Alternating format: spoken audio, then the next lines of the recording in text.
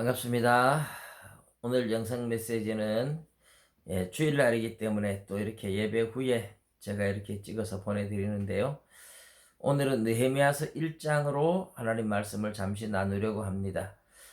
어제 나누었던 말씀은 창세기 37장 야곱의 톨레도트, 야곱의 족보에 대한 이야기였습니다.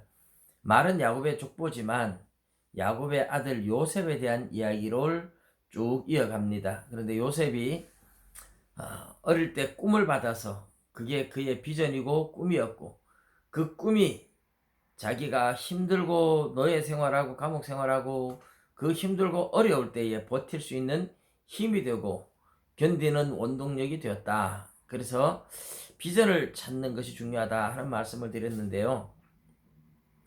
그런데 이 비전에 대해서 제가 말씀을 드릴 때에 느헤미야서 때 가서 비전에 대해서 말씀을 드린다 그랬는데, 느헤미야를 차례대로 간다면 시간이 너무 많이 걸려서 서로 연계가 되지 않죠. 그래서 오늘은 느헤미야서 1장에서 느헤미야가 어떻게 비전을 찾느냐 하는 것을 말씀을 드리려고 합니다. 느헤미야가 비전을 찾고 그 비전을 성취해 나가는 과정 전체가 느헤미야서에 나오지만, 전체를 보는 것이 아니라 느헤미야가 비전을 찾는 과정, 비전을 발견하게 되는 과정, 그 이야기만 나누겠습니다. 느헤미야는 페르시아 제국의 왕의 술 맡은 관원장이었습니다. 유다 나라가 바벨론의 포로로 끌려갔을 때에, 그때 느헤미야는 아직 태어나기 전이라고 볼 수 있겠죠. 70년 바벨론 포로 생활이 마치고 나서 메대와 바사라는 말이 이제 페르시아 제국을 말하는 건데, 처음에는 메대와 바사 연합국이지만 이제 나중에는 페르시아 제국으로 통일되죠. 그래서 메대와 바사의 고레스 왕이, 페르시아의 고레스 왕이 유대인들에게 조국으로 돌아가도 된다 해서 많은 사람이 돌아왔지만, 그때 느헤미야는 아직까지 어리든지 태어나지 않았든지 그래서 아직까지 돌아오질 않았죠.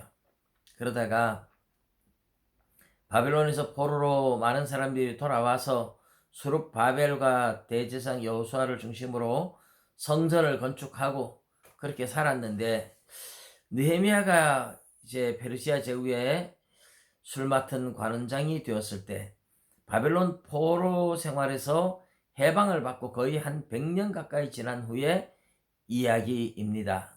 그러니까 536년, 주전 536년에 해방이 되었는데, 느헤미야 시대는 주전 440년대니까 거의 100년 정도 지났다 이렇게 보시면 돼요.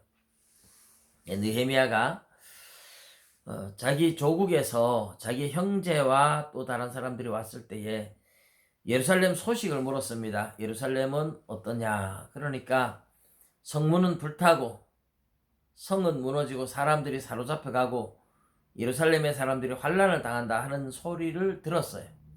그 소식을 듣고 나서부터 느헤미야는 너무 마음이 아파서 울면서 하나님 앞에 금식하고 기도합니다.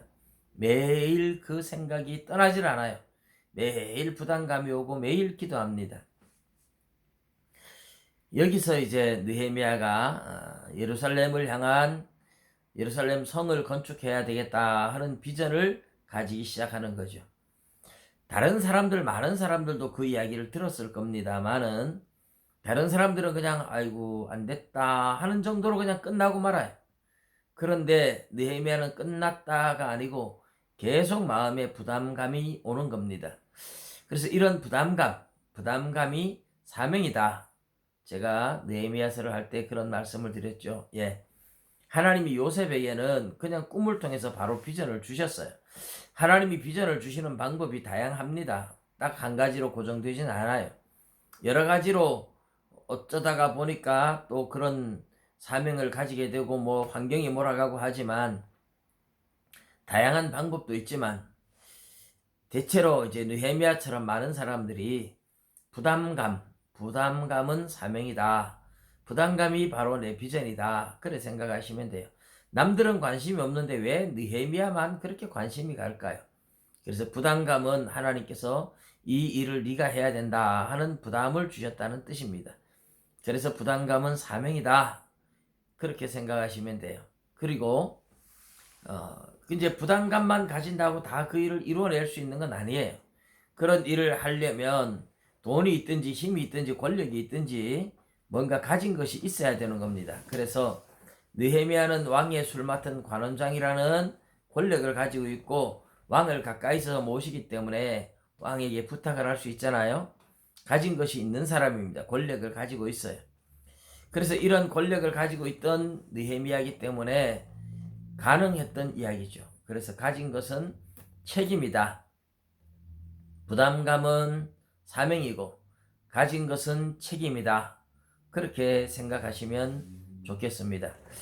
사람마다 다 다르지만 어떤 사람은 뭐 어려운 이웃을 봐도 아이고 안 됐다 하고 그냥 관심 없이 금방 잊어버리고 지나갈 수 있지만 어떤 사람은 그것을 보고 마음이 계속 아프고 계속 생각이 나고 그러면 그게 그 사람의 사명이에요. 하나님이 네가 그 사람을 도와줘라. 그런 생각이 듭니다.